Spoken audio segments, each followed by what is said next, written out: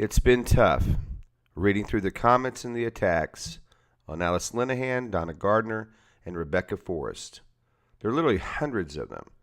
I'm putting just a few here. The first communication from the Paxton campaign to Sovrenti is in an email to me from campaign manager Ben Williams.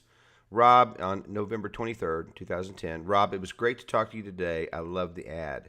This is important for me to share with you because I was already under commission through Sovrenti with womenonthewall.org to develop their ads, which were very hard-hitting, and the message that they delivered to the membership were clear.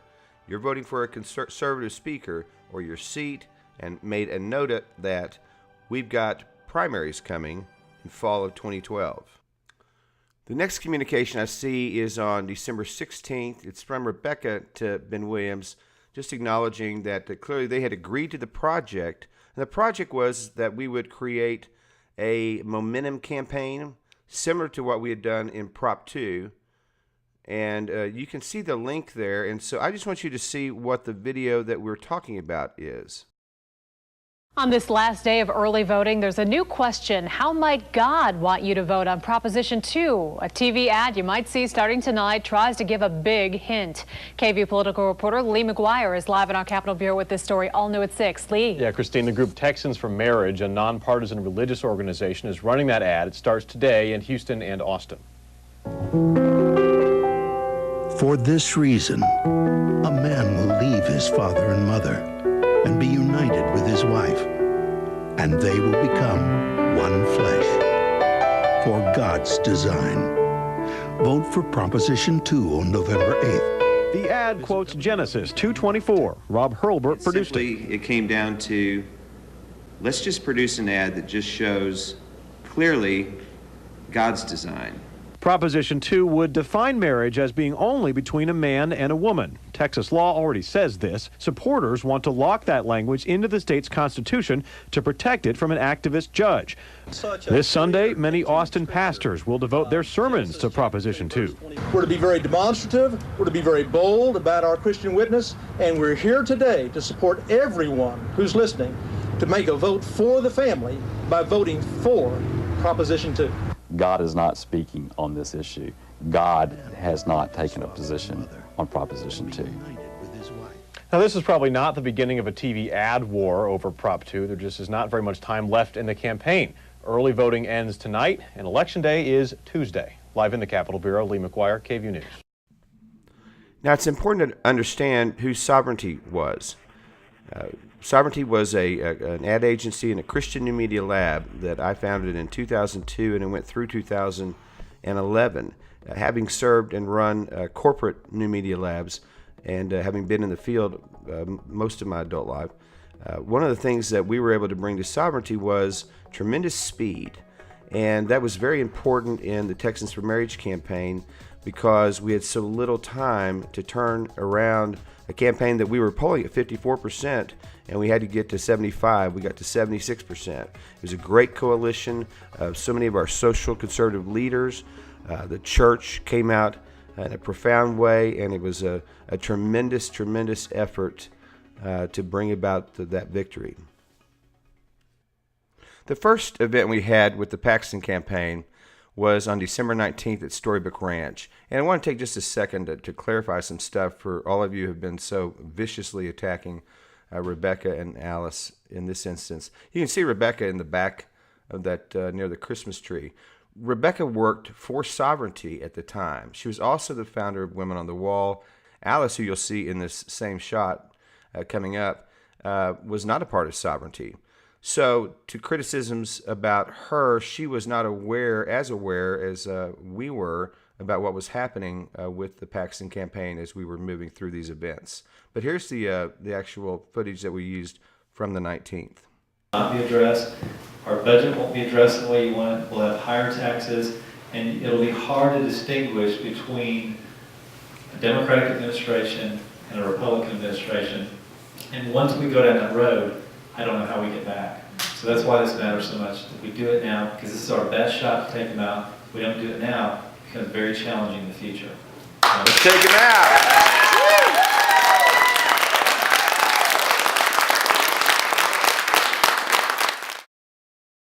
Ken was really passionate. He had a great comments, and I was impressed. However, as you can see in this email from Rebecca to Wayne Kirk, the owner of Storybook Ranch, that I had been upset with, or had a very candid conversation about how they needed to step things up if we were serious about this momentum campaign. And so she requested the ability to use the facility, and that would become Storybook Ranch 2. We eventually settled on December 29th, but the campaign, we just felt like they were not capable of doing a much larger event, and so Women on the Wall agreed to host that event. Now, I know that many of you were there. Many of those who are being so critical of us were actually there on the event on the 29th. We called it the Paxton Charge.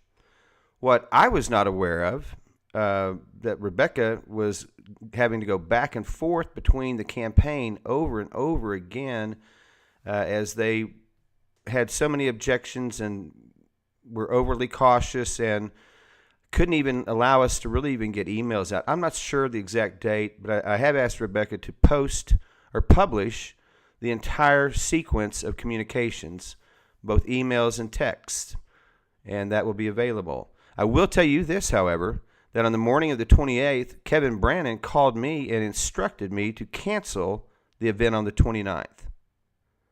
You'll see, and I believe in that what she's posting, that she clearly comes back at them and says it is not your event to cancel. Basically, Ken can show up or not, that event is going on, because remember, they were also running their ads, which were actually getting on television in that original campaign.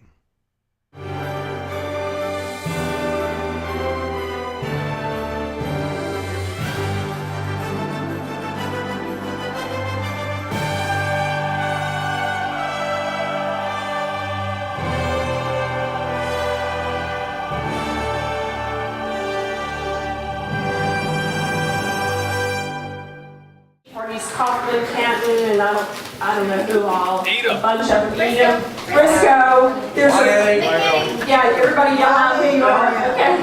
Resolute Media, who else am I missing? Anyway, a bunch of people got you guys up here, so thank you. And I'm just so glad to... So you're seeing Rebecca Forrest introducing Ken. So that's the night of the 29th, and we did a good crowd, and it was an exciting evening. I had earlier received permission from Wayne Kirk to again use the Storybook Ranch facilities, and this time we were going to be allowed to use their much larger venue. I'd scouted it and was excited that we were going to have that opportunity to show everyone what we'd done on the 29th in a plan to have a much larger event around January 5th. However, that very night, Paxton's top political consultant, Kevin Brannon, approached me and just made very clear that there would be no more events and that all the pressure needed to stop. And honestly, at the time, I thought it was a huge mistake, but it was just sort of a professional thing, and he indicated that they had a plan and that they were going to proceed with a different strategy, and thank you, but that would be it. And that was it.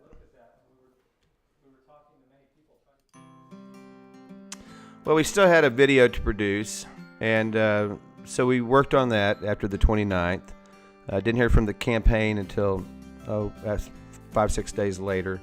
But at any rate, by the time we had had to scrub virtually every objectionable content, including comments made by Lori Medina, including even Matt Armstrong's last statement that primaries would begin that next day after the 11th. The response from Ben Williams was that would give everyone heartburn or something to that effect. I want to thank you for getting out and voting, for getting good people elected, and I promise you that your efforts will not go to waste. So keep on working. You guys have done a great job, and thank you for being here tonight.